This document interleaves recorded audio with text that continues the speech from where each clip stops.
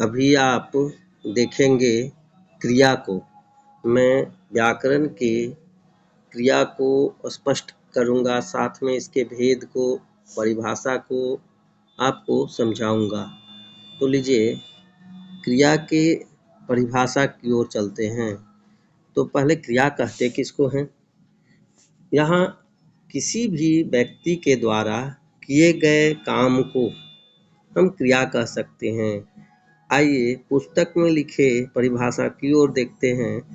तो लिखा हुआ है, जिस शब्द से किसी काम के करने या होने का पता चलता है उन शब्दों को क्रिया कहा जाता है।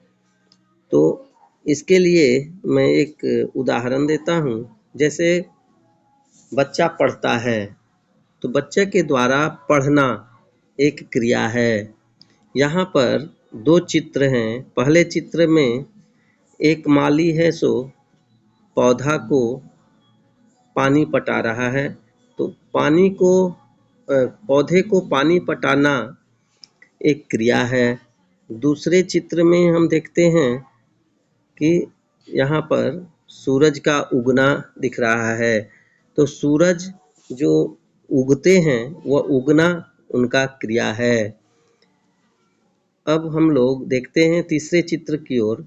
तो एक बच्चा है जो सुतेज उसका नाम बताया गया है, वो भाग रहा है अर्थात दौड़ रहा है। उसके द्वारा दौड़ा जाना भी क्रिया है।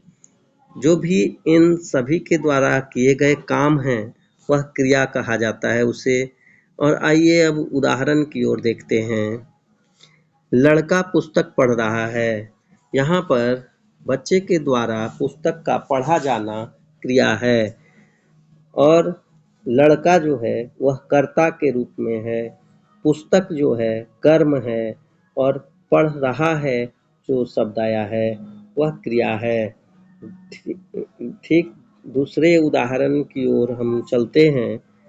उसमें हम देखते हैं कि लड़के पुस्तक पढ़ रहे हैं। यहाँ पर भी पुस्तक का पढ़ा जाना क्रिया है।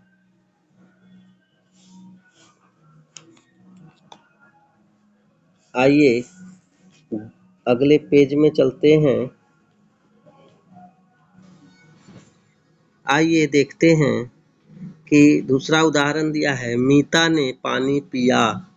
यहाँ पर मीता के द्वारा पानी पिया गया। तो पानी का पिया जाना जो है वह क्रिया है। मीता यहाँ कर्ता के रूप में उपस्थित है। अब हम लोग दूसरे उदाहरण को देखें तो कहा गया है यहाँ पर कि इसके दो भेद होते हैं। क्रिया के दो भेद होते हैं, पहला अकर्मक और दूसरा सकर्मक। अकर्मक और सकर्मक क्रिया को परिभाषित करें तो अकर्मक अर्थात जिस क्रिया में कर्म उपस्थित नहीं हो उसे अकर्मक क्रिया कहेंगे। सकर्मक, स अर्थात साथ में कर्म उपस्थित हो, जिस क्रिया के साथ में कर्म उपस्थित हो वह सकर्मक क्रिया होगी। तो अब हम लोग उसके उदाहरण को देखें।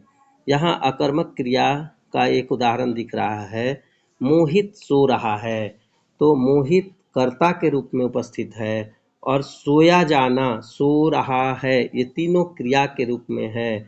तो इस वाक्य में कर्ता और क्रिया के अलावे कोई कर्म उपस्थित नहीं है, अर्थात यह पंक्ति अकर्मक क्रिया की है। अब आइए दूसरे उदाहरण की ओर चलते हैं। इसमें है पक्षी उड़ रहे हैं। पक्षी यहाँ कर्ता के रूप में उपस्थित है और उसके द्वारा उड़ा जाना, उड़ रहे हैं, यह क्रिया है। तो इस प्रकार हम देखते हैं कि यह अकर्मक क्रिया का उदाहरण है क्योंकि इसमें कर्म उपस्थित नहीं है। आइए अब सकर्मक क्रिया के कुछ उदाहरण देखते हैं। यहाँ देखते हैं कि एक बच्चा फिल्म को देख रहा है। वह बच्चा का नाम यहाँ विजय दिया हुआ है। तो विजय जो है वह फिल्म देख रहा है। देख रहा है इतना जो है यह देखा जाना उसके द्वारा वह क्रिया है, क्रिया का उदाहरण है। यहाँ पर देखा जाना क्या है? क्रिया है। और विजय क्या है? तो विजय करता है। इन दोनों के अलावे यहाँ पर हम देख रहे हैं फिल्म। तो फिल्म जो है वह कर्म के रूप में उपस्थित है। इस प्रकार हम देखें कि जिस वाक्य में कर्म उपस्थित हो तो वह वाक्य सकर्मक वाला वाक्य होगा। आइए सकर्मक के दूसरे उदाहरण को देखें। नमन गिटार बजा रहा है। यहाँ पर नमन कर्ता के रूप में उपस्थित है और बजा रहा यह क्रिया के रूप में उपस्थित है। ठीक यहाँ पर देखते हैं कि गिटार यह कर्म है। तो हम लोग जब देखें जिस वाक्य में कर्म होता है वह वाक्य सकर्मक क्रिया का वाक्य बन जाता है। जिस वाक्य में कर्म उपस्थित नहीं होता वह अकर्मक, और जिस वाक्य में कर्म होते हैं वह वाक्य सकर्मक क्रिया के वाक्य कहे जाते हैं। आइए अगले पेज में चलते हैं। आइए तीसरे पेज में हम देखते हैं कि क्रिया की पहचान कैसे की जाए।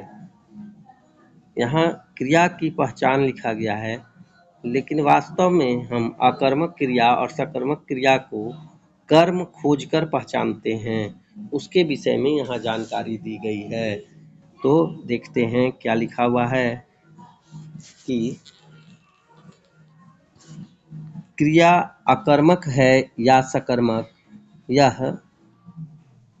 जानने के लिए क्रिया से पहले क्या या किसे लगाकर प्रश्न किया जाता है। अगर इनका उत्तर वाक्य में मिल जाता है तो क्रिया सकर्मक होती है, और यदि उत्तर नहीं मिलता है तो अकर्मक होती है। कुछ क्रियाएं अधिकतर सकर्मक होती हैं, जैसे लेना, देना, खाना, पीना, बनाना, तोड़ना, पकड़ना, मांगना आदि। तो इस प्रकार हम लोग देखें कि क्रिया सकर्मक और अकर्मक होती है। सकर्मक की पहचान हम दो शब्द क्या और किसे लगाकर क्रिया के साथ प्रश्न बनाते हैं, और अगर वाक्य में उसका उत्तर मिल जाए तो वह क्रिया सकर्मक होती है, और उत्तर ना मिले तो वह अकर्मक होगी। इस प्रकार हम अकर्मक और सकर्मक क्रिया की पहचान वाक्य में कर सकते हैं।